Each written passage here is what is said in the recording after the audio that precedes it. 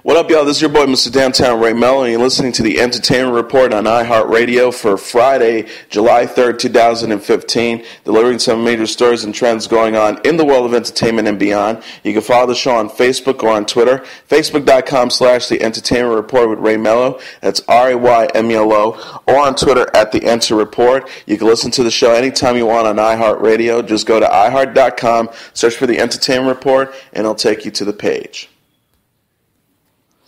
How can you take a song that's about hope and turn it into hatred, asked Kendrick Lamar in a response to Geraldo Rivera's criticism of his BET performance and hip-hop in general. The overall message is we're going to be alright. It's not the message of I want to kill people. The Compton rapper spoke to TMZ Thursday after Rivera and other Fox News anchors slammed his powerful performance of Alright at the 2015 BET Awards. Rivera said, "This is why I say that hip-hop has done more damage to young African Americans than racism in recent years. This is exactly the wrong message," specifying pointing to the all right line, "and we hate Popo, want to kill us dead in the street for sure." But Lamar called this sort of rhetoric an attempt to delude the real problem. He says, quote, "the senseless acts of killing these young boys out there. For the most part, it's avoiding the truth. This is reality. This is my world. This is what I talk about in my music. You can't delude that. Me being on a cop car, that's a performance piece after these senseless acts." Lamar continued, "Hip-hop is not the problem. Our reality is the problem of the solution. Or the situation. This is our music. This is us expressing ourselves. Rather than going out here and doing the murders myself, I want to express myself in a positive light the same way other artists are doing. Not going out in the streets, go in the booth and talking about the situations and hoping these kids can find some type of influence on it in a positive manner. Coming from these streets and coming from these neighborhoods, we're taking our talents and putting them inside the studio." A second lawsuit over TD Ameritrade's Dirty Dancing ad spoof has been filed. This time, Lionsgate is attacking the broker-age giant for adulterated taglines in a cartoon reenactment of the famous dance lift performed by Patrick Swayze of Jennifer Grey in a television ad campaign that ran from October through April. Lionsgate's lawsuit asserted false association, unfair competition, trademark infringement, and dilution following TD Ameritrade's own attempt last Friday to get declaratory relief then its advertisement was kosher. In the ad, a cartoon image of a man holding a piggy bank above his head with the tagline, "Nobody puts your old 401k in the corner." Lionsgate objects that this capitalizes on the famous line from the film, "Nobody puts baby in the corner." The studio says it has owned common law trademark rights in the movie line since the film premiered in 1987 and owns pending federal applications to register the mark formally. The line in question is said to be the subject of merchandising licensing. Plus, Lionsgate says it, quote, licensed scenes from Dirty Dancing, including the dance lift, otherwise remembered as the move where Grey flies like an eagle into Swayze's raised arms. Lionsgate also says it has, quote, future plans for additional exploitation of this valuable property, but now contends with TD Ameritrade's alleged attempts to deceive customers into believing that the advertising campaign was a Lionsgate license, authorized, or sponsored work, when in fact it was not. It's not just what appears on television. The plaintiff is also upset with TD Ameritrade's other promotional comments made on Facebook and Twitter, such as "take that baby and roll it over to an IRA." Now that two lawsuits have been filed, TD Ameritrade's came in New York, Lionsgate is in California. The first task of the judges will be deciding who is leading this tango. It might not be obvious. TD Ameritrade sued first, but according to Lionsgate complaint, it came after the parties traded letters and settlements offers from April through June. The lawsuit says defendants expressly agreed not to file a declaratory judgment action without first contacting Lionsgate. Lionsgate promised the same with respect to filing an infringement action. This agreement was confirmed in writing by the parties through a series of emails sent on June 8, 2015. Lionsgate says it presents its last counteroffer on June 18th. TD Ameritrade has hinted it was 7 figures. With the June 25th deadline, TD America elected to rush to the court rather than to respond in violation of the agreement, says the lawsuit. Sean Combs, a.k.a. Diddy, will not be charged with the felony for allegedly attacking one of his son's UCLA football coaches with a kettlebell last week. Combs was arrested on the UCLA campus following a practice and charged with 3 counts of assault with a deadly weapon, 1 count of making terrorist threats, and 1 count of battery. But following a day in court Thursday, as the Los Angeles Times reported, the Los Angeles County District Attorney has rejected the case against the hip-hop mogul. That doesn't mean Combs is off the hook, though. The case reportedly is being referred to the Los Angeles City Attorney, who could file misdemeanor charges. Pop star Katy Perry has her sights on an 8-acre estate in Los Feliz, but there are 2 sisters who are opposed to the idea of their former convent failing in the hands of the pop star. According to the New York Times, Sister Rita Callahan and Sister Catherine Rose Holtzman of the Sisters of Most Holy and Immaculate Heart of the Blessed Virgin Mary have opposed the idea of Perry taking ownership of the property where their mother house has been based since 1970 in favor of selling it to Los Angeles restaurateur Dana Hoster, who is also vying to purchase the property. At the center of the property dispute is the question of whether the Roman Catholic Archdiocese of Los Angeles or the pair of nuns own and have the right to sell the property. While the nuns, who believe they are rightful owners, currently are pushing to seal the deal with Hoyster, local Archbishop Jose Gomez is fighting to sell the covenant to Perry. The Los Angeles Times first reported that Hoyster had promised roughly $15.5 million for the estate. She has paid $100,000 in cash to date. Perry, on the other hand, has offered a smaller sum of $14.5 million in cash. The Archdiocese has sued Hoyster, and Judge Robert O'Brien has been asked to issue an injunction to stop Sister Rita and Sister Catherine Rose from selling the property to the restaurateur, who reportedly already has moved into the estate.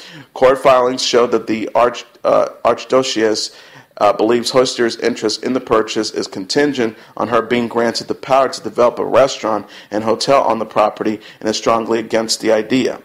Hoyster said of the claim, "There's no reason for them to allege that. It's part of the ridiculousness that propels this whole story forward." A hearing will take place on July 30th in the Los Angeles County Superior Court. A rep for Perry did not immediately respond to a request for comment. A famous blues song, Corinne Carina, is the subject of a new lawsuit filed in Georgia against Rod Stewart, Universal Music, and Capitol Records. The song was written by our mentor Bull Carter Chapman about 1928, long ago enough that it borders on being in the public domain. Since being recorded, the 12-bar song has been covered somewhat of a standard with covers by Bob Dylan, Eric Clapton, Willie Nelson, and Conor Oberst, among others. Now the heirs of the Chapman estate are coming forward with copyright claims against Stewart over his inclusion of the similarly titled Carina Carina as a bonus track on the 2013 album Time. The complaint asserts that the 2 songs are nearly identical and contain substantial similar defining compositional elements, including but not limited to lyrics, melody, rhythm, tempo, meter, key, and title. The lawsuit injects both of a racial dimension to musical appropriation by noting Chapman was the son of an ex-slave and says that the song is protected by copyright registrations in 1929 and 1932 on 2 different versions of Corinne Carina. The states that the complaint demands statutory damages and actual damages and an injunction by saying defendants have access to the Carter songs at the time they recorded and produced the infringing songs due to the Carter's songs' popularity and fame as well as its prominent publication since at least 1929. Rod Stewart's Time success is noted. The album reached 7th on the Billboard charts in the U.S. and the top spot in the U.K., as well as his performance of the song in concerts. Curiously, besides nodding to the long-standing fame of Corinne Carina, the lawsuit makes no mention of whether the musicians who have covered the songs over the years have made licensing payments. In fact, the lawsuit avoids the word cover altogether, maybe because the law provides a compulsory license for those making cover versions. In other words, no permission required, just a set royalty. Then again, it's not clear whether Stewart considers this to be a cover song. The history of the old country blues standard and Stewart's new song will be detailed in greater length as the case proceeds. Fox's Empire is adding an Oscar winner to its ranks. Marisa Tomei has joined Season 2 of the Fox smash, The Hollywood Reporter has confirmed. Tomei will recur as Mimi Whiteman, a demanding venture capitalist who becomes involved with the Lion family. The Forbes-list billionaire is a lover of hip-hop, social trends, high-end factions, and beautiful women. Tomei joins a growing list of impressive guest stars, including Chris Rock, Alicia Keys, Lenny Kravitz, and Adam Rodriguez. Season 2 of Empire begins shooting in June. Although Tomei got her start on the TV soap opera As the World Turns and later on A Different World, her only recent TV gig was an arc on Rescue Me. An Oscar winner for her performance in My Cousin Vinny, Tomei's recent credits include Parental Guidance and Crazy Stupid Love. The new season of Empire premieres on Wednesday, September 23rd at 9 p.m. Eastern Standard Time on Fox. Fox's Rosewood is adding a Wire alum to its rank. Dominick Lomardozzi, who most recently guest on Daredevil and The Good Wife, has joined the cast of the Morris Chestnut drama as a series regular, The Hollywood Reporter has learned. Rosewood is a medical drama centered on the brilliant Dr. Belmont Rosewood Jr., played by Chestnut, the top private pathologist in all of Miami. As the owner of one of the most sophisticated state-of-the-art independent labs in the country, he finds the secrets in bodies that others usually miss. Despite being constantly surrounded by death, Rosewood is obsessed with life and savors every moment. His internal optimism will frustrate the cynical female detective he often works with, but she can't argue with the results that his unique prospects provide. Lomardozzi will portray Captain Ira Hornstock, who is considered Miami's best police captain. While he is an excellent manager, he is terrible at managing his own life. With 3 ex-wives, soon to be 4, and 7 kids, one of whom may not even be his son, the police captain can barely escape the strain of his family. He basically lives in his office because he's afraid of going home, but his work is no reprieve from stress either. Hornstock and Rosewood have a complicated relationship. While Hornstock can't stand Rosewood's big personality and sunny disposition, he acknowledges Rosewood's stellar contributions to the department. At his core, Hornstock is loyal to his city and his officers. It is the one quality that keeps him going and allows us to empathize with him despite his otherwise gloomy outlook. Lomardozzi played Sergeant Thomas Herc Hulk on HBO's critically beloved The Wire. His credits also include Breakout Kings, and he played Ralph Capone on Boardwalk Empire. Rosewood is set to bow Wednesday, September 23rd at 8 p.m. and lead into Empire is one of a handful of medical dramas that will launch in the fall as broadcast networks look for the next hit procedure as Grey's Anatomy continues to age. British police say that they have closed an investigation into who supplied Peaches Geldof with the heroin that killed her. The 25-year-old TV personality, daughter of Live Aid organizer Bob Geldof, was found dead on April 7, 2014 at her home outside London. Police discovered heroin in syringes in the house, and the coroner ruled that Geldof had died from a heroin overdose after relapsing from a battle to give up the drug.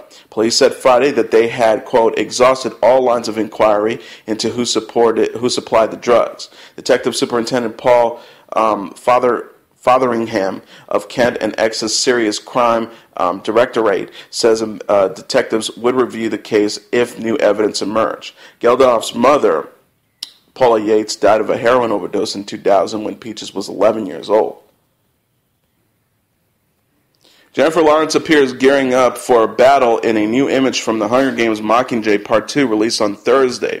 Elizabeth Banks, sporting a lemon-colored do and a futuristic blue dress with feathery fringe trims, returns as the stylish Effie Trinket, clutching the shoulders of Lawrence's heroine Katniss Everdeen from behind. The 4th and final film in the blockbuster franchise, based on Suzanne Collins' best-selling young adult novels, hits theaters November 20th. Last month, Lionsgate announced that director Francis Lewis and the cast of the series would return to Comic-Con's Hall H in San Diego on July 9th for a Q&A, as well as a preview of footage from the film. The first trailer for the film was released on June 9th and showed Katniss rallying the rebels' forces, banding together to fight President Snow, played by Donald Sutherland. The heroine of the franchise says, "We all have one enemy. He corrupts everyone and everything. He turns the best of us against each other. Tonight, turn your weapons to the Capitol." The film also stars Liam Hemsworth, Josh Hutcherson, Natalie Dormer as Cressida, and Philip Seymour Hoffman in his last role as Plutarch Heavensbee. Looks like mogul Donald Trump is about to get tangled up in another legal skirmish. The National Hispanic Media Coalition issued a statement Thursday saying Trump has threatened to sue the advocacy group after it slammed him for what it described as his bigoted, racist, and anti-Latino rant. This afternoon, Thursday, July 2nd, the National Hispanic Media Coalition received a call from the Trump Organization's chief counsel threatening a lawsuit against NHMC if it does not cease its advocacy efforts, the group said in a statement issued to the Rap.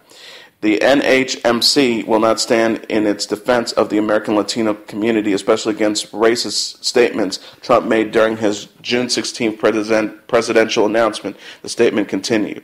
The NHMC also revealed that it's lawyering up to fight Trump. Thomas Sands, President and General Counsel of the Mexican-American Legal Defense Education Fund, has agreed to defend the NHMC against any litigation threats, the statement noted. Last month, the group made headlines when it praised NBC's Universal for dumping Trump. Today, hundreds of thousands of Latinos and non-Latinos cheer NBC's Universal and its parent company Comcast for severing their relationship with Donald Trump for his bigoted, racist, anti-Latino rant. The NHMC said at the time. During his controversial announcement speech, the real estate magnate called Mexican immigrants rapists, among other things. Since then, a number of his business partners have parted ways with the tycoon politician. Univision and NBC have opted not to broadcast the upcoming Miss USA pageant, which Trump co-owns. The pageant, scheduled for July 12th, will now air on Real's channel. NBC also dumped Trump as the host of Celebrity Apprentice. Additionally, the outspoken Republican candidate was dropped by Macy's, which carried a Trump menswear line, though he claimed that the decision to part ways with the retailer was actually his. Trump's legal team has not yet responded to the Rap's request for comment on the NHMC's statement, but this wouldn't be the first time that Trump has taken legal action in response to his Mexican mess. On Tuesday, he filed a $500 million lawsuit against Univision for dropping the Miss USA pageant. The complaint states Univision has no right to terminate its relationship with the organization and refuses to broadcast the upcoming Miss USA pageant. The network said Univision responded to the suit with its own statement. We just reviewed Mr. Trump's complaint for the first time, and it's both factually false and legally ridiculous. While most are slamming Donald Trump for calling Mexican immigrants criminals and rapists, Ugly Betty actress America Ferrera is thanking him. Ferrara wrote in a guest blog for the Huffington Post yesterday, "You see, what you just did with your straight talk was send more Latino voters to the polls than several registration rallies combined. Thank you for that." She also added, "Here we are pounding the pavement to get American Latinos to the polls while your tactic proves most effective. Remarks like yours will serve brilliantly to energize Latino voters and increase turnouts on Election Day against you and any other candidate who runs on a platform of hateful rhetoric." Ferrara also reminded Trump that the U.S. Latino population has exploded in recent years, with a 49% increase between 2000 and 2012. "I hope by now you understand that without the Latino vote, there's no charge of you ever winning this election. If you don't believe me, you can ask President Bush, or you could even ask President Obama," she wrote. "You, Mr. Trump, are living in an outdated fantasy of bigoted America," the Ugly Betty star added. She then referenced the recent Supreme Court decisions legalizing gay marriage and upholding the Affordable Care Act, as well as renewed debate around the Confederate flag as proof that the tide is turning in America. She ended her piece by reminding Trump that the U.S. is a nation of immigrants and that Latinos are simply the next wave. She concluded, "No, Mr. Trump, you may not reduce us to drug dealers and rapists. We are moms and dads, sons and daughters. We are valedictorians and honored students. We are college graduates, bankers, police officers, entertainers, teachers, journalists, politicians, and we are the future of America." New details on the alleged assault by actor Emile Hirsch on a studio executive during the 2015 Sundance Film Festival emerged Thursday. Danielle Bernfield, an executive for the Paramount Pictures subsidiary in Surge Pictures, described the attack as being, quote, "insanely painful and absolutely terrifying," according to public records obtained by the Associated Press. The investigative documents revealed that Bernfield told police that Hirsch put her in a chokehold from behind, dragged her across the table, and body slammed her to the floor. She said She was initially reluctant to pursue charges over the incident due to the sensitive nature of her work and Hirsch's high profile, the report stated. I am fundamentally not okay with what happened, Burnfield said the night of the incident. It was insanely painful and absolutely terrifying. Park City, Utah police responded to the 911 call at the Tao nightclub on January 25th at approximately 4 a.m. When they arrived, Burnfield described as a physical altercation and accused a drunken Hirsch of putting her in a chokehold. Two bystanders pulled the actor off the executive, whose neck and upper chest appeared bruised when police arrived. Hirsch, who's 30, made his first court appearance in March to face charges of third-degree felony, aggravated assault, and misdemeanor intoxication, which carries a maximum 5-year jail sentence and a $5,000 fine, and a 90-day jail term and a $750 fine, respectively. His lawyer told the Wrap that he had, quote, consumed an enormous amount of alcohol on the evening in question, and he has no memory of what happened. On the night of the assault, and he subsequently checked into rehab. The Into the Wild actor was at Sundance promoting his latest film, 10,000 Saints, which co-stars Ethan Hawke, Asia Butterfield, Haley Steinfeld, and Emily Mortimer. Following weeks of debate over whether the Confederate flag is a symbol of Southern pride or one of racism, the second biggest professional sports franchise in the U.S. behind the NFL in terms of TV ratings has revised its prior stance on the issue. Auto racing organization NASCAR asked fans on Thursday to refrain from displaying the Confederate flag at our facilities and NASCAR events. NASCAR chairman and CEO Brian France said on Sirius XM's NASCAR radio on Wednesday, "We're all trying to be, as we should, the most exclusive sport that we can, and you can't say that on one hand and then fly a very offensive flag to an entire race of people on the other. It just doesn't comport. That's where we are, and there's no daylight between that, and I was clear on that over the weekend, and our tracks are working on the right kind of solution to work with our fans." The organization, which boasts a huge fan base in the South, acknowledged in a Thursday media alert on its site that the flag issue has taken prominence after the Charleston, South Carolina church shooting on June 17th that resulted in the deaths of 9 African American worshipers. The accused, 21-year-old Dylan Roof, was found to have a supremacist manifesto and Confederate flag images.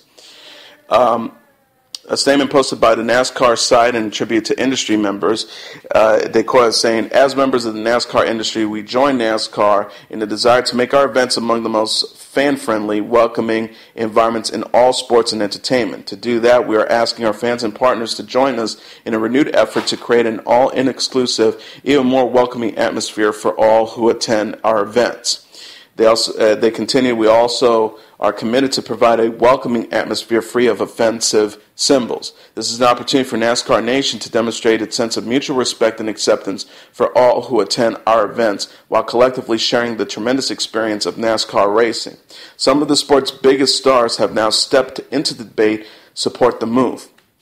Dale Earnhardt Jr., NASCAR's most popular driver, said before opening practice in Sonoma on June 26, "I've made my comments about the Confederate flag several times, and I stand behind NASCAR's stance to remove it. I think it is offensive to an entire race. It really does nothing for anybody to be there flying. It belongs in the history books. That's about it." 4-time NASCAR champion Jeff Gordon, who is in his final full season of competition and like Earnhardt is a driver of Hendrick Motorsports, also said in Sonoma, "As far as the Confederate flag, I know how we approach it at Hendrick Motorsports. We have eliminated the ability to use it in any way, or it shows up in many of the things that we are involved with."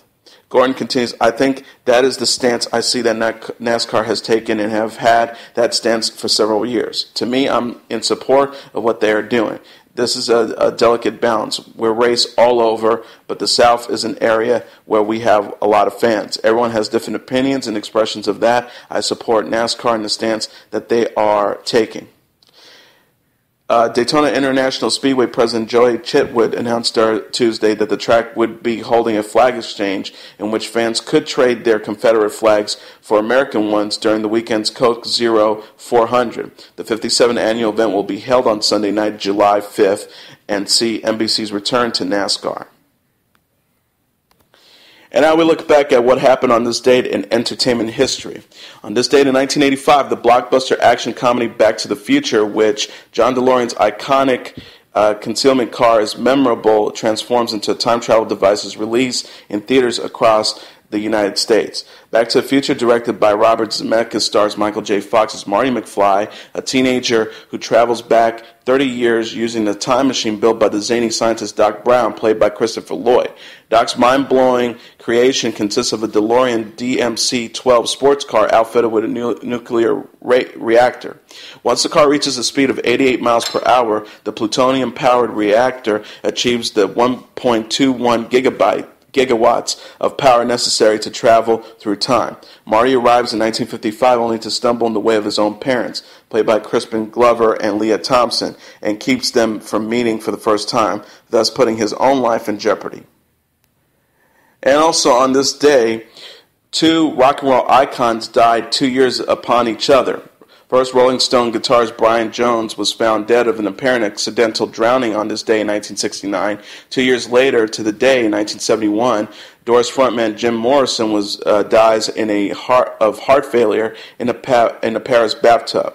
For all the highly publicized brushes with the law Mick Jagger and Keith Richards would have in the late 1960s, it was the original leader of the Rolling Stones, Brian Jones, who was the group's original bad boy, who lived, in the words of Pete Townsend, on a higher planet of decadence than anyone I would ever meet. A gifted musician, Jones helped create the sound of countless classic Stones tracks with his work on guitar, sitar, marimba, and other instruments that were then considered exotic for rock and roll. But he also helped create the stereotype of the wasted rock star with his prodigious drug habit and his declining ability to contribute to Stone recordings.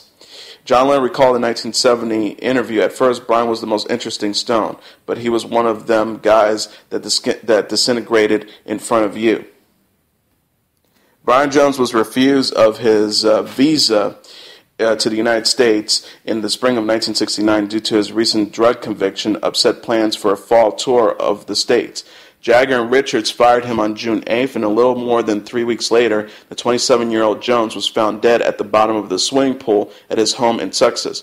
Rumors of foul play would persist for years among fans and conspiracy buffs, but the coroner's official ruling was death by misadventure on July 3rd, 1969. Then 2 years later, another 27-year-old rock star would die under uncertain circumstances, Jim Morrison. As the charismatic frontman of the iconic 1960s group The Doors, he helped create a template of charismatic frontmen that are still emulated nearly half a century later. Young, good-looking, and clad skin-tight, black leather pants, the Lizard King mesmerized a generation with his stage presence and his lyrics about funeral pyres and mystic heated wine. While the precise circumstances of Morrison's death on July 3rd, 1971 are fuzzy enough to have fueled persistent rumors that he is still alive, what is known for certain that he was found dead in the bathtub of the Paris apartment he was sharing with longtime girlfriend Pamela Courson. Because no evidence of the foul play was found at the scene, and because Courson told French authorities that Morrison had not been using drugs, no autopsy was conducted and heart failure was cited as the cause of death. In the years since his untimely death, Morrison's most prominent biographers, Jerry Hopkins and Danny Sugarman, have asserted that Morrison suffered an accidental heroin overdose that night, basing their claim on Courson's allegation that he was in fact using drugs sometime before her own death of an overdose in 1974. And that is your entertainment report for Friday, July 3rd, 2015. I'm your host, Mr. Downtown Ray Melo. I'll be back on Monday to deliver some of the major stories and trends going on in the world of entertainment and beyond. You can follow the show on Facebook or on Twitter, facebook.com/The Entertainment Report with Ray Melo. That's RAYMELO. Or on Twitter at The Enter Report. You can listen to this episode or any previous episodes of The Entertainment Report on iHeartRadio. Just go to iHeart.com, search for The Entertainment Report, and it'll take you to the page. Everyone have a fantastic 4th of July weekend. Good night, and God bless you all.